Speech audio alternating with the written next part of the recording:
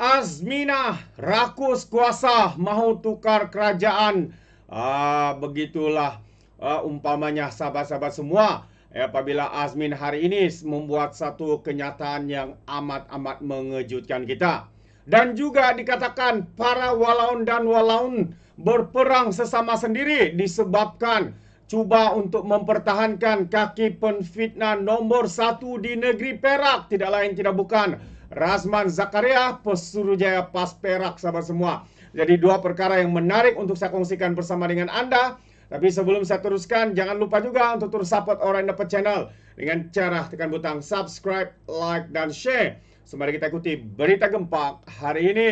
Sebersatu gerak jentera jangka pilihan raya mengejut hujung tahun ini. Jadi inilah yang saya katakan sahabat semua. Ada 2 tahun lebih lagi baru sesi ini penggal ini habis. Tetapi mereka sudah mau mengatakan kononnya akan ada pilihan raya pada hujung tahun ini. Demi kuasa, mereka membuat kenyataan-kenyataan seperti ini, persepsi-persepsi seperti ini, ya, untuk menjatuhkan kerajaan ini. Benarkanlah kerajaan ini melakukan tanggung jawab mereka untuk 5 tahun mendatang ini. Kenapa harus diganggu-gugat? Kenapa harus cuba untuk ditebuk atap dan sebagainya? Jadi ketika kerajaan Madani memasuki tahun yang ketiga pentadbirannya, Parti Bersatu mula melakukan persiapan jenteranya dengan jangkaan berlaku pilihan raya mengejut, ya, dikatakan oleh Azmin sepenghujung tahun ini. Setiausaha Agung Bersatu Azmin Ali berkata, Presiden Parti itu Muhyiddin Yassin menegaskan semua jentera bersatu mesti digerakkan sekarang untuk menghadapi kemungkinan pilihan raya. Nampaknya yang lebih rakus lagi mahu menjadi Perdana Menteri itu adalah Presiden mereka, Muhyiddin Yassin. Dalam perbincangan pagi ini semalam, YB Presiden katanya menegaskan bahwa semua jentera bersatu mesti digerakkan sekarang untuk menghadapi kemungkinan pilihan raya mengejut pada hujung tahun ini, katanya di dalam hantaran Facebook malam tadi. Dan menurut lagi perbincangan itu juga, mereka memberikan tumpuan kepada perkembangan yang amat meyakinkan. Yakin sangat.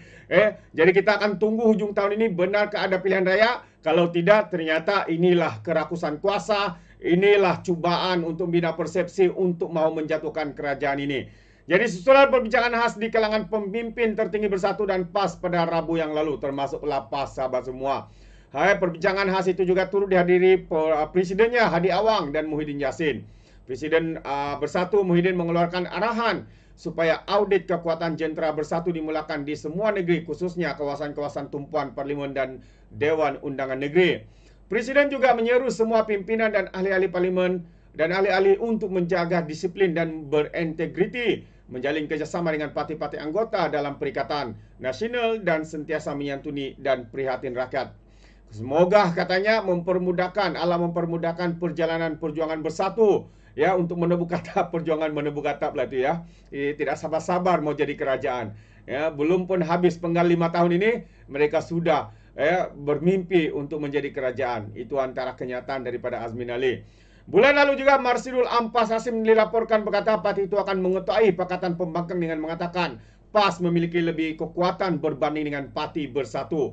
PAS kini mempunyai 43 kursi di Parlimen Dewan Rakyat berbanding Bersatu yang memenangi 25 kursi Parlimen dalam PRU yang ke-15.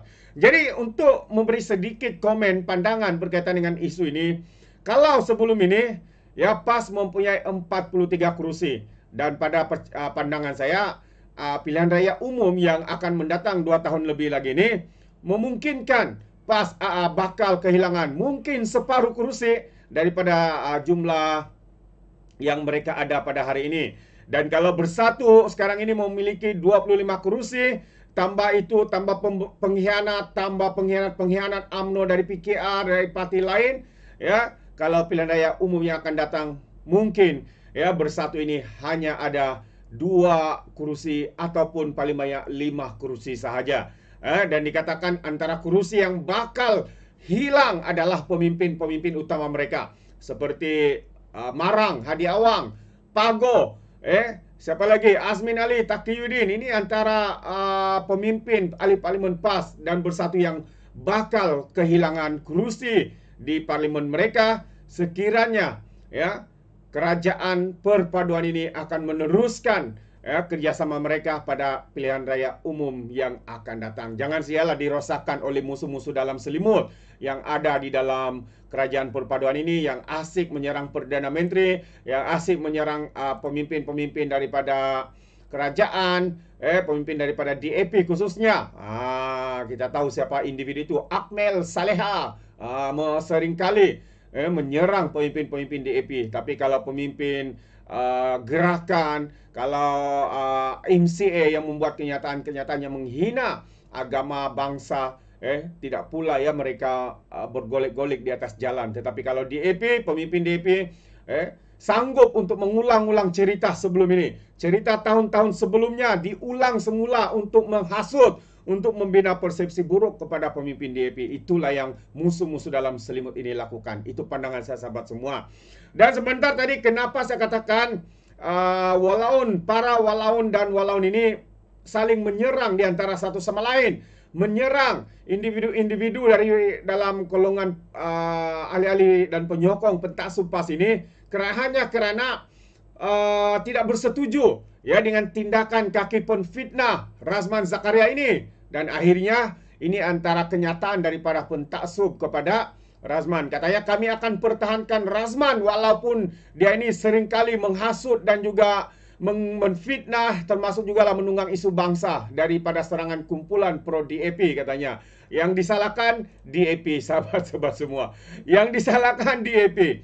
Ya, pemimpin mereka yang menfitnah, lalu ahli mereka marah supaya Razman ini ditukar, tetapi yang disalahkan DAP. Waduh, ini kalilah.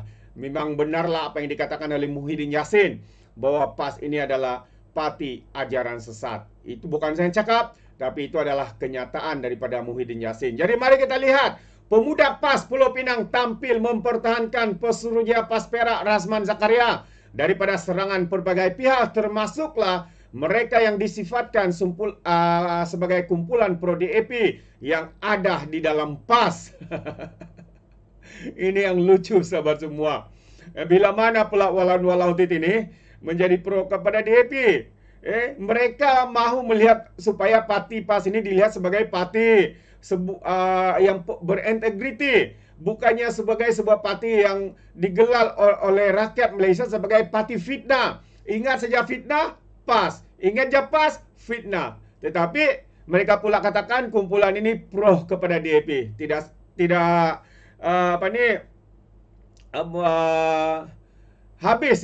Habis DAP yang disalahkan pula. Aduh. Jadi naib ketuanya Muhammad Hafiz alias berkata, dia mengikuti serangan bertubi-tubi terhadap Razman susulan sikapnya yang begitu agresif menyerang DAP. Kalau mau serang pun DAP berpolitiklah secara baik, bukannya dengan menggunakan isu fitnah, berita palsu, menghasut dan sebagainya. Aduh. Jadi mereka mempertahankan tindakan penfitnah ini, sahabat semua.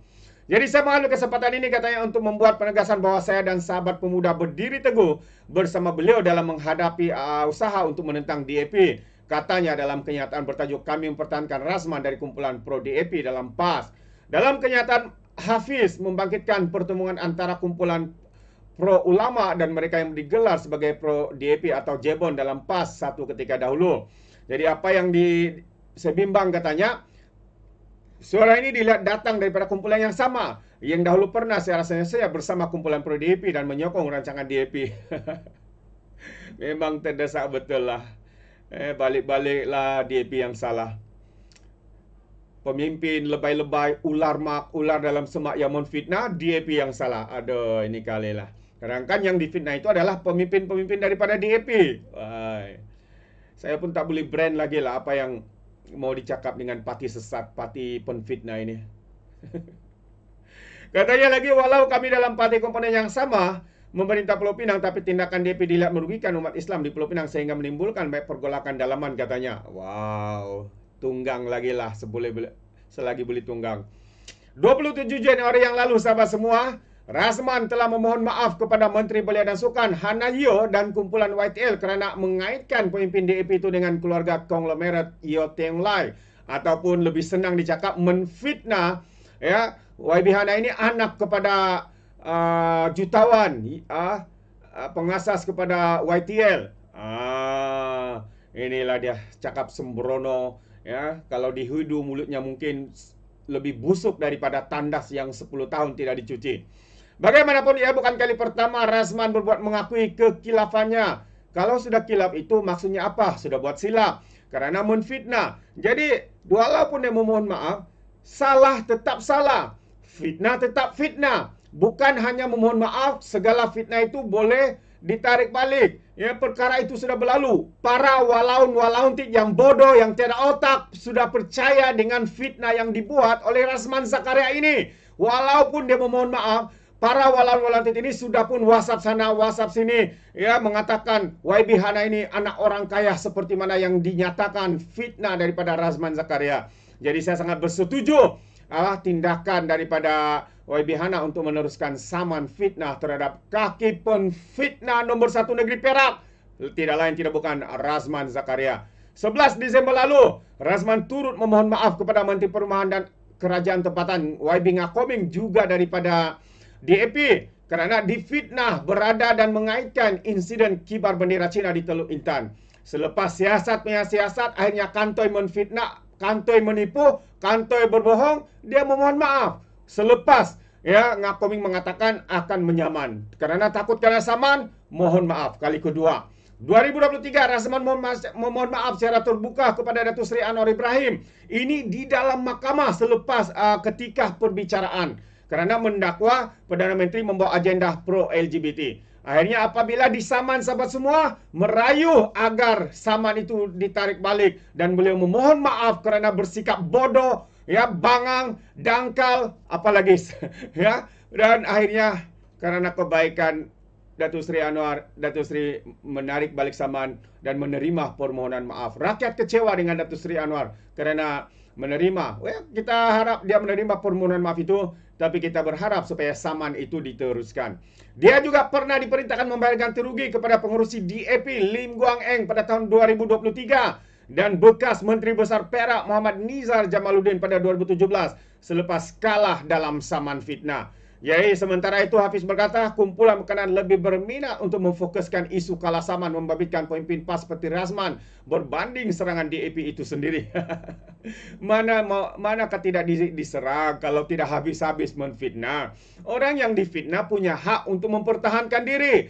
Orang yang dihasut, dikatakan begitu dan begini harus mempertahankan diri. Kalau disuruh minta maaf pada awalnya tidak mahu buat, akhirnya bawa di mahkamah untuk disaman. Tetapi ketika sampai mahkamah, mohon maaf, merayu dan sebagainya. Aduh. Jadi kalau mereka mempertahankan Razman, jelas bahawa parti ini sudah sesat. Seperti Muhyiddin kata, PAS sesat.